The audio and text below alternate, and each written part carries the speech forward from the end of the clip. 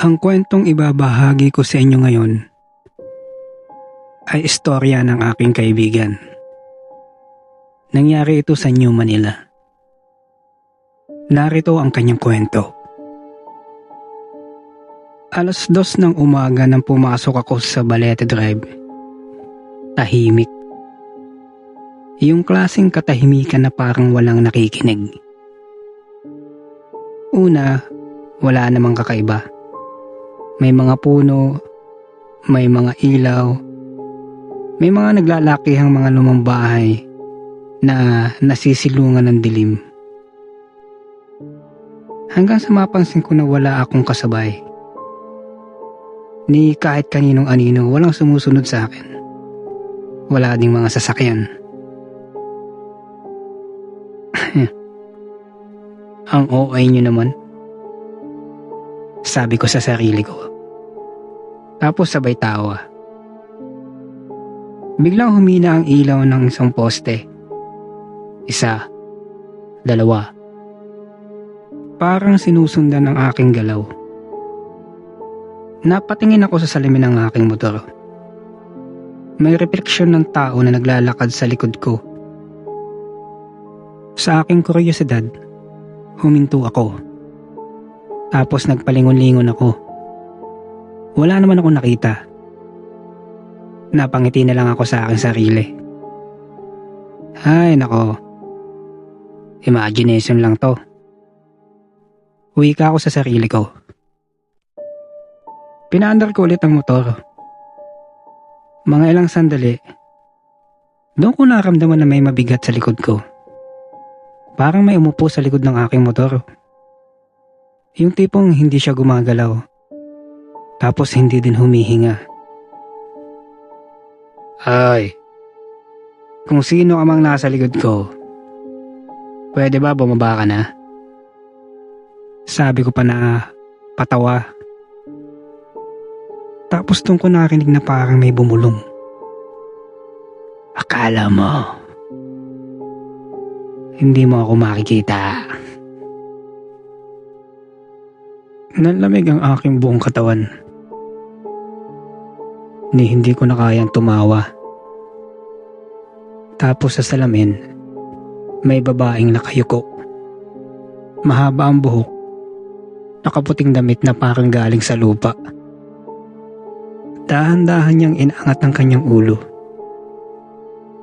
Nang masilayan ko ayun, walang muka, para bang binura. Sa sobrang takot ko, piniga ko ng husto ang aking silinyador. Pinaharurot ko ang aking motor.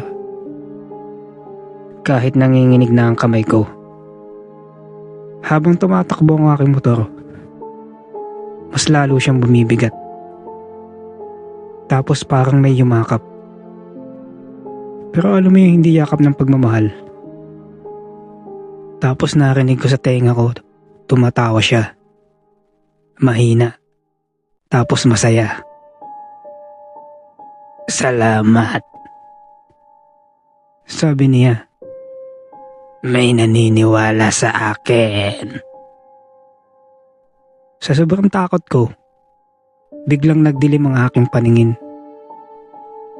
Kinabukasan, natagpuan ang motor ko sa dulo ng Balete Drive. Maayos naman ito. Walang gasgas. Tapos wala din namang dugo. Wala rin akong maalala kung paano ako nakauwi sa bahay. Litong-lito ako ng mga sandaling yun. Pero simula nun, hindi na ako dumaan sa Balete Drive. Ngayon, naniniwala na ako na totoo sila.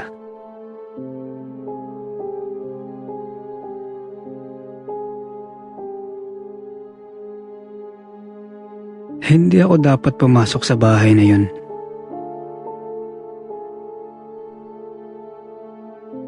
Lumipat kami sa isang lumang apartment dahil mura ito. Tahimik yung lugar at sobrang tahimik na parang may kulang. Tapos, sa tapat ng apartment ay may isang bahay na laging sarado. Walang ilaw, walang tao, ni aso wala. Kapag gabi, wag daw kaming titingin doon sa bahay. Curious ako. Isang gabi, habang nagse-cellphone ako, ay may narinig akong katok. Hindi doon sa pinto namin, kundi doon sa tapat ng bahay. Tumahimik ang paligid. Kinabukasan, tinanong ko yung landlord namin. Boss, may nakatira ba dun sa saradong bahay dun sa tapat? Saglit siyang tumahimik bago sumagot. Alam nyo, matagal nang walang nakatira dyan eh. Noong gabing iyon, narinig ko ulit yung katok. Mas malapit na ito. Parang nasa loob ng bahay namin.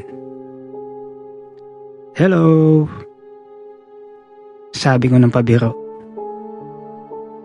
Hindi ko din alam kung bakit ako nagsalita ng ganun. Tapos, biglang may sumagot. Mahina pero paos. Hello, Ren.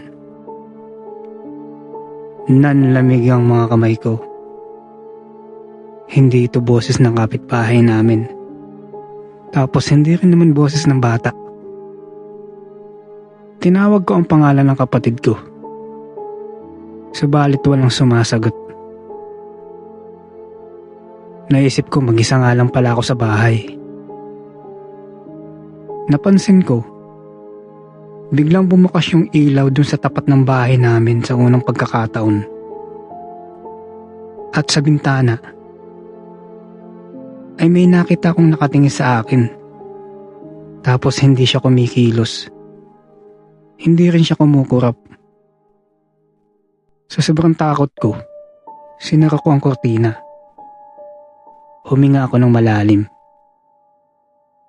Tapos sa likod ko, parang may bumulong sa akin. Bakit mo sinara ang kortina? Hindi ako lumingon. Kinabukasan, wala na ang bahay sa tapat. Bakanting lote na ito. Parang walang bahay na tumayo roon. Pero alam niyo, gabi-gabi, may kumakatok pa din sa amin. At minsan, kapag napapasagot ako, sumasagot din.